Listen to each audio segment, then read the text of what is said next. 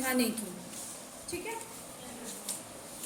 अगला क्वेश्चन, दूसरा क्वेश्चन इस पे लिखा हुआ नहीं है क्योंकि मिटा दो।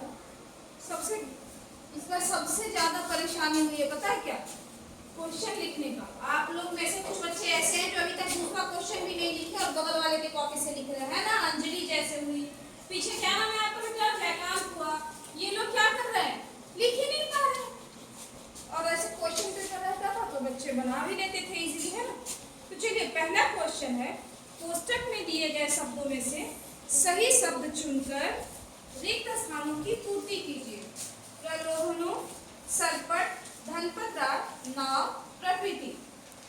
पहला क्वेश्चन है, जगदीश चंद्र बसु का बचपन डैश का अवलोकन करते बीता। और किस चीज का अवलोकन करते बीता है, ये आप लोग इसमें क्या करेंगे, ऊपर से देख के जो भी इसमें सही होगा सब उसको हम लोग लिख लेंगे। फिर है, भारतीयों ने अत्याचार तो सहे लेकिन डैश को ठुकरा दिया। किस चीज को उन्होंने ठुकराया, ये आपको लिख देना। निर्भीक गया हुआ ढालों में डैश दौरा करनालों में। ये एक कविता का लाइन है जो आपको क्या करना है, इसमें ऊपर से चुन के इसमें लिखना है। फिर है, प्रेमचंद का वास्तविक नाम डैश था। प्रेमचंद का वास्तविक नाम क्या था, सबों को पता है, लिख लीजिए। नेक्स्ट है, बहाते चलो डैश तुम वह निरंतर। क्या बहाते चलने के लिए कवि कह रहे हैं, ये आप लोगों को अच्छे से पढ़ाया भी गया है और भली बात पता भी है कि क्या इसमें पढ़ाएगा। नेक्स्ट है, स्तंभ अ से स्तंभ ब का सही मिलान कीजिए। स्तंभ अ में लिखा हुआ है, देखिए इधर, दयालु का विलोम शब्द, एक अनार, 100 बीमार, मुहावरेकार, त्रिवेणी, गौतम बुद्ध, जया मेहता। और इस तरफ दिया गया स्तंभ ब में ए में है संगम, बी में है बौद्ध धर्म के प्रवर्तक, सी में है एक ऐसी चीज जिसको चाहने वाले अनेक हों, डी में है एक नृत्यांगना और ई में है निर्दयी। फिर है आपका तीसरा क्वेश्चन, दिए गए कथनों में से सही के सामने सही का निशान और गलत के सामने क्या, गलत का निशान लगाना है।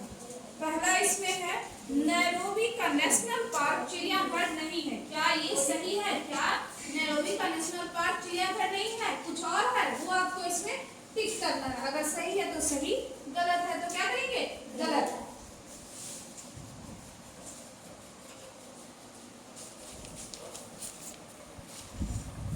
नेक्स्ट है, चेतक बादल की तरह शत्रु की सेना पर वज्रपात बनकर टूट पड़ता था। चेतक किनके घोड़े का नाम था, पता है, ठीक है, बताना नहीं है। इसमें सही या गलत जो भी होगा आप लिख देंगे। फिर है, राजा साहब अपने अनुभवी दीवान का अनादर करते थे। क्या राजा साहब अपने अनुभवी दीवान का अनादर करते थे, अगर वो अनादर करते थे तो सही, नहीं करते थे तो गलत का निशान लगा देंगे।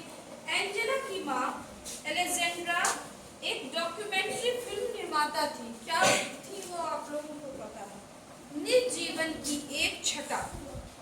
कविता है, किसी की आत्मकथा है शायद।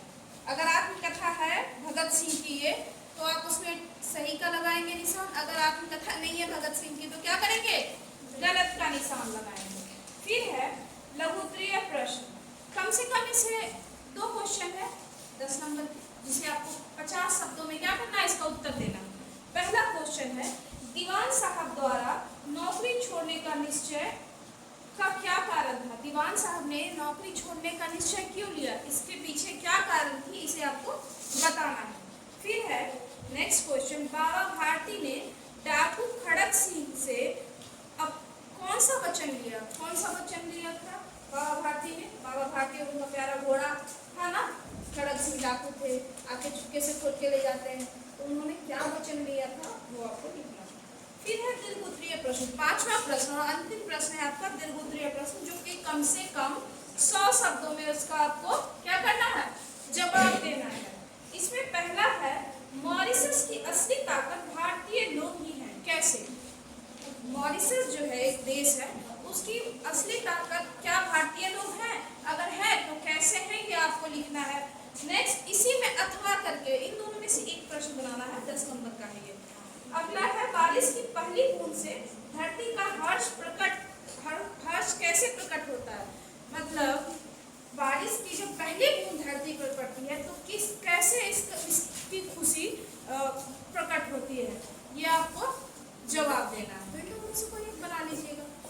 चलिए बेस्ट ऑफ लक आज के लिए, जल्दी जल्दी अब बनाइए, सबने क्वेश्चन लिख ही लिया है तो फटाफट बनाना स्टार्ट कीजिए।